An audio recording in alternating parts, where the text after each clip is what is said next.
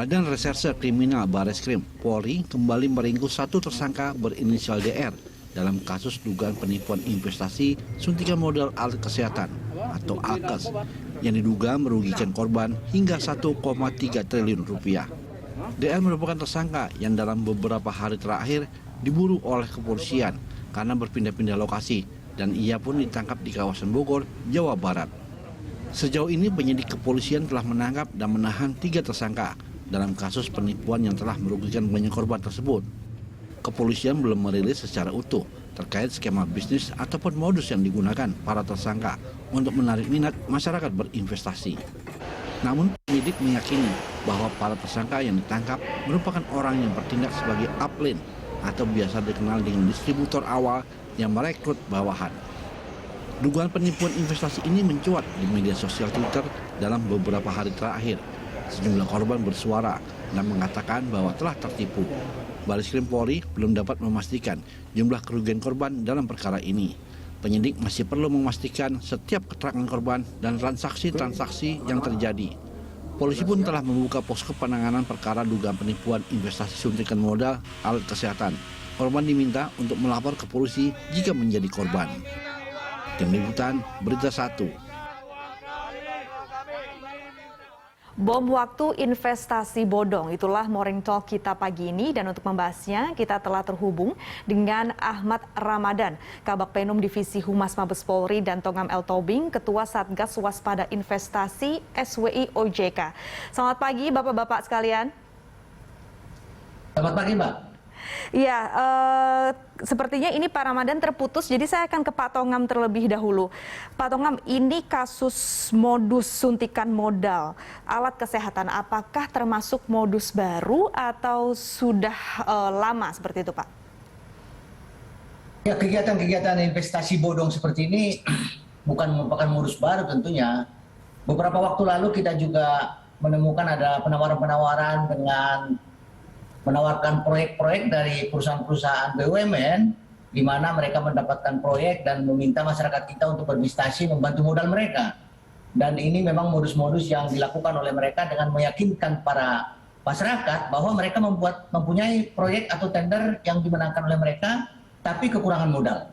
Nah, kemudian juga ada juga proyek-proyek yang memang mereka itu sengaja melakukan kegiatan fiktif yang ternyata memang proyek itu tidak ada, tetapi seakan-akan ada dokumen-dokumen yang meyakinkan mereka bahwa sudah ada pekerjaan-pekerjaan yang dimenangkan oleh mereka. Nah, kegiatan-kegiatan seperti ini memang sering dilakukan, di mana masyarakat kita sangat yakin bahwa ada proyek-proyek yang real, yang ternyata itu adalah proyek-proyek yang tidak benar. Iya Pak Tongam, tapi ini kan khusus yang kasus baru saja terjadi ini adalah terkait dengan alat kesehatan. Apakah kemudian ini dampak dari adanya pandemi sehingga alat kesehatan menjadi alasan yang dipakai oleh para tersangka ini untuk mudah menjaring korban seperti itu Pak Tongam? Iya, bisa jadi seperti itu, tetapi yang perlu kami sampaikan bahwa penawaran-penawaran alat kesehatan ini juga sesuatu yang memang sangat tidak masuk akal ya, dengan memberikan imbal hasil yang sangat tinggi, yang tidak realistis. Disitulah harusnya ada awareness atau kewaspadaan dari masyarakat pada saat seseorang menawarkan investasi dengan imbal hasil yang sangat tinggi, dengan waktu yang sangat cepat. Kita bisa bayangkan mendapatkan 15% contohnya dalam 2 minggu, itu sangat tidak masuk akal. Jadi rasionalitasnya yang tidak ada sebenarnya. Nah, untuk itu bagaimanapun juga masyarakat apabila ada penawaran-penawaran seperti ini, perdagangan atau proyek-proyek atau pengadaan-pengadaan yang sangat dibutuhkan masyarakat, perlu tetap mengecek legalitasnya dan logisnya. Legalitas artinya ini yang menawarkan ini ada nggak izinnya. Kalau dia di bidang perdagangan atau pengadaan, tentu dia punya izin yang terkait dengan pengadaan itu. Oleh karena itu masyarakat hendaknya tetap mengecek legalitasnya. Kemudian rasionalitas tadi, tidak rasional orang memberikan contohnya 15% dalam 2 minggu, yang memang ini kegiatan-kegiatan dari mana uangnya. Kalau dia punya kemampuan untuk membayar sebesar itu, kenapa dia tidak meminjam dari bank? Nah, ini juga menjadi pertanyaan bagi kita. Oleh karena itu ini sudah sangat kasat mata ya, kegiatan-kegiatan penipuan yang dilakukan oleh para pelaku ini. Ya baik, sekarang saya akan ke Pak Ramadan. Kita sudah tersambung kembali dengan Pak Ramadan. Pak, untuk kasus investasi bodong suntikan modal alat kesehatan ini sudah sejauh mana penyidikannya dari 3 tersangka? Apakah sudah tertangkap semua? Udah bertambah ya Mbak, udah bertambah 1 jadi 4 tersangka. Jadi ini modusnya ini Mbak memanfaatkan situasi pandemi ini dengan banyaknya dibutuhkan alkes. Para pelaku itu dia membuat skenario seolah-olah dia menang tender. Kemudian dia memiliki surat perintah kerja dari kementerian terkait untuk mengandaan berbagai alat kesehatan. Dan untuk meyakinkan para investor atau korban, mereka juga mengirimkan foto-foto paket alkes berikut keuntungannya. Sehingga itu membuat daya tarik para korbannya. Sehingga menyampaikan keuntungannya dalam 1 sampai 4 minggu bisa mencapai 30%. Inilah yang membuat daya tarik para korban tersebut. Sampai sekarang ini korbannya sudah mencapai 141 korbannya. Nah ini 141 ini yang melapor ya Pak ya? Atau secara total ini korbannya, karena dari informasi terakhir yang saya baca sudah ribuan sepertinya yang merasa dirugikan dari investasi bodong ini. 141 yang melapor Mbak, artinya bisa jadi ada korban-korban lain yang belum melapor gitu Mbak. Dari modus yang mereka pakai, tersangka pakai ini, bagaimana tersangka menjaring korban, Pak? Melalui apa? Sarana apa? Media sosial ataukah dari mulut ke mulut? Dua-duanya, Mbak.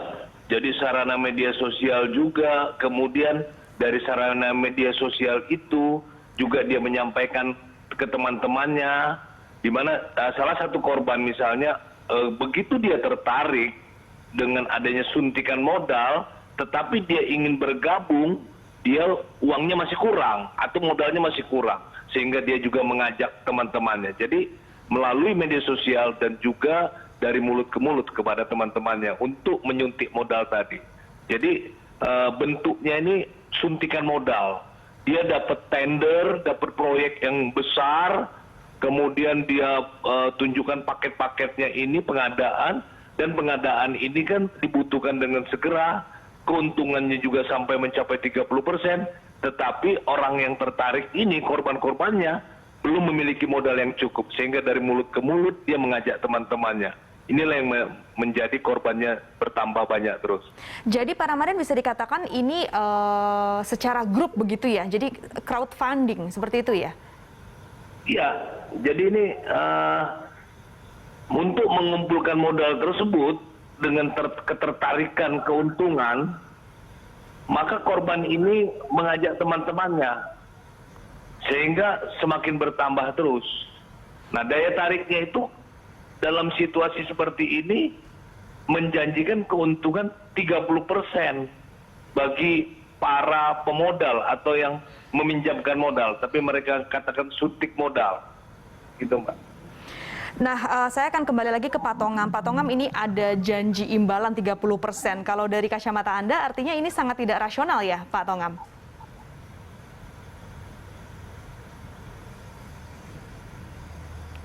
Halo, Pak Tongam? Halo? Halo? Iya, Pak Tongam. Ya, selamat. Masih tersambung?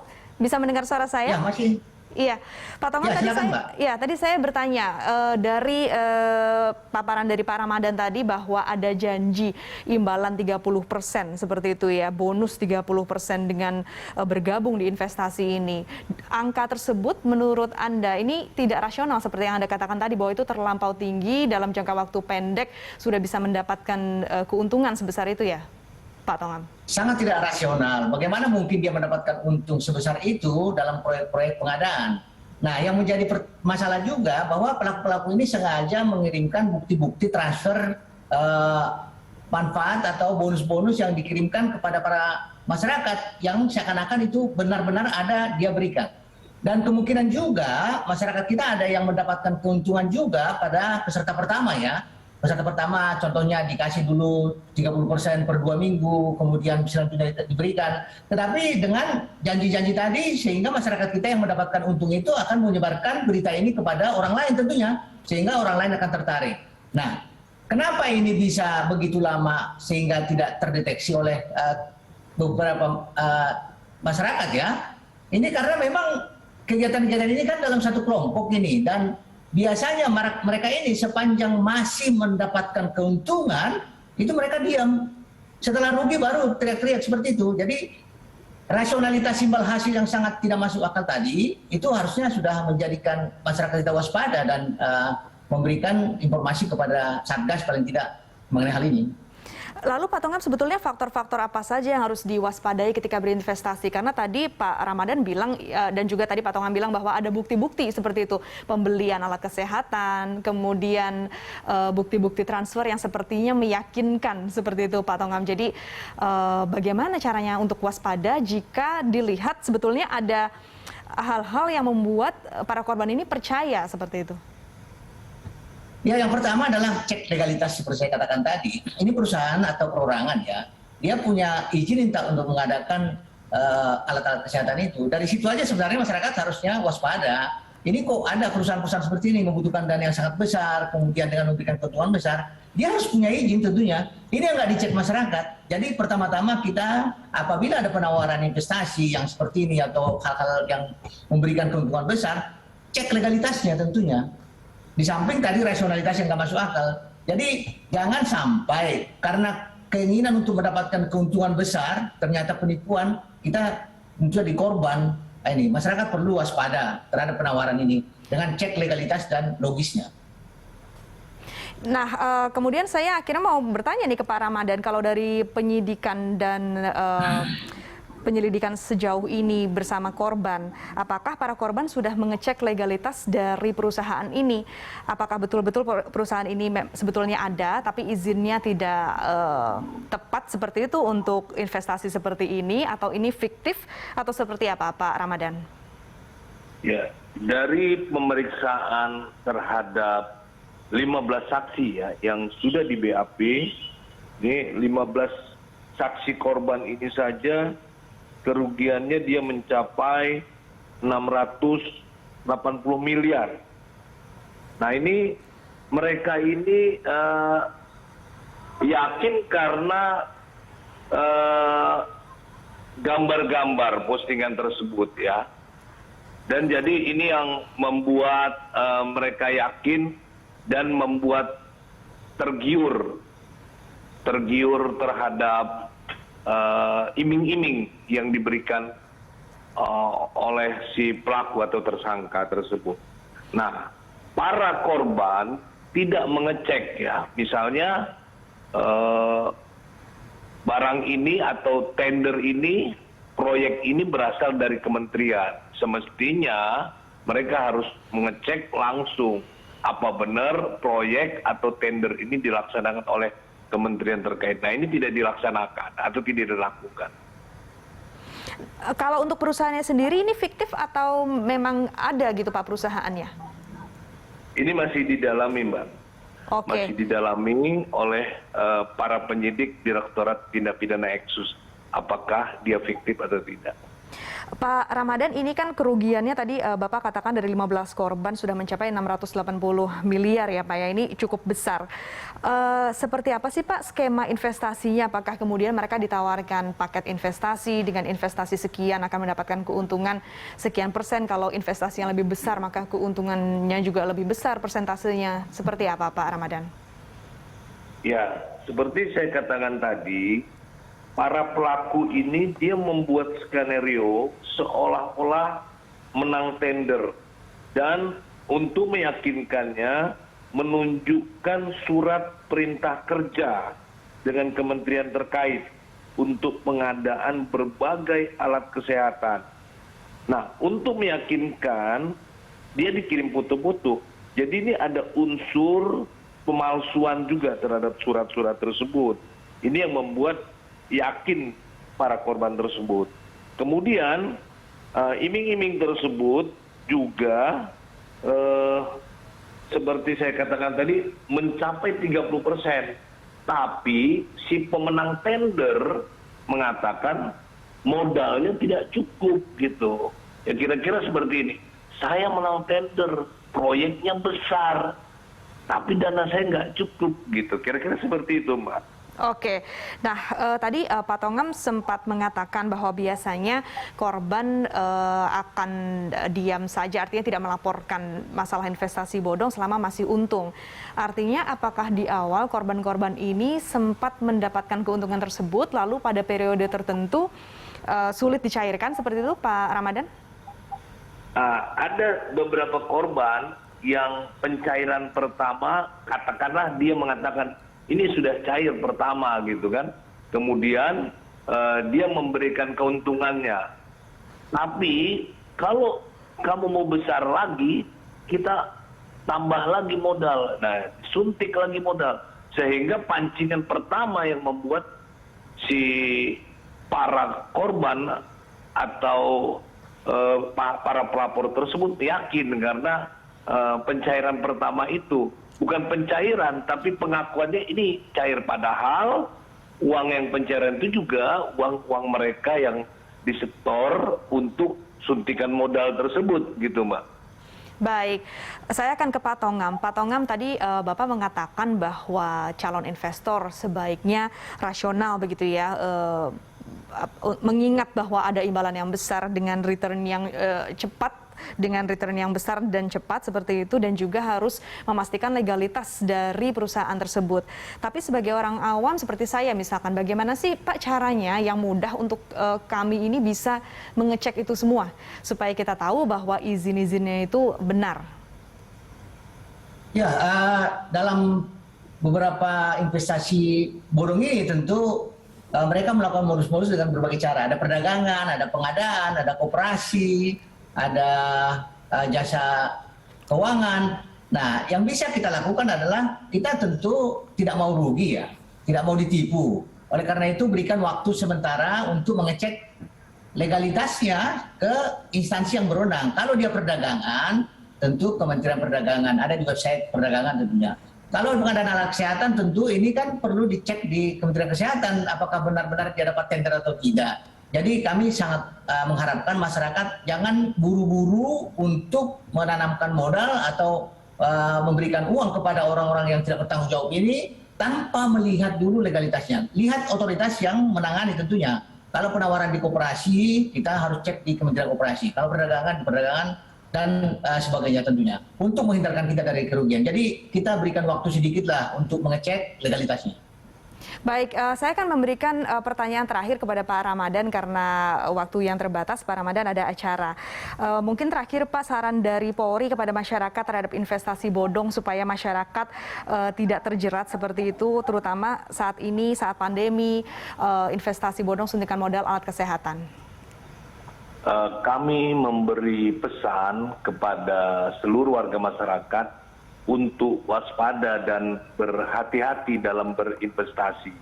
Karena situasi seperti ini bisa dimanfaatkan oleh orang-orang atau oknum yang tidak bertanggung jawab.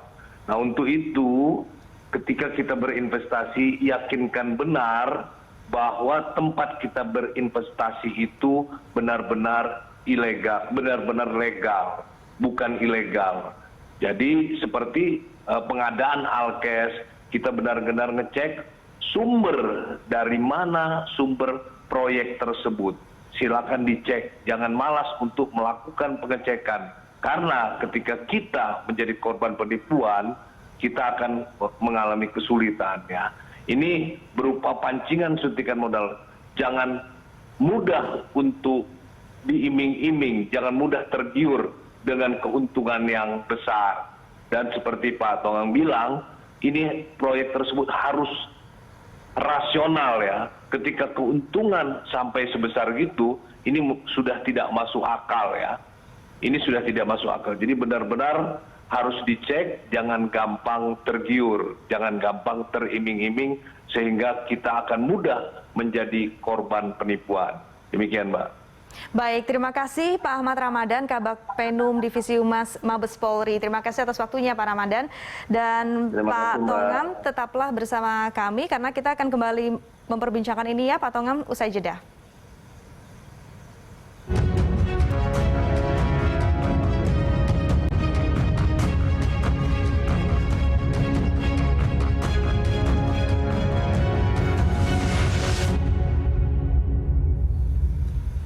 Anda kembali menyaksikan Good Morning Jakarta dengan tema dialog bom waktu investasi bodong. Kami masih terhubung dengan Pak Tongam L. Tobing, Ketua Satgas Waspada Investasi OJK.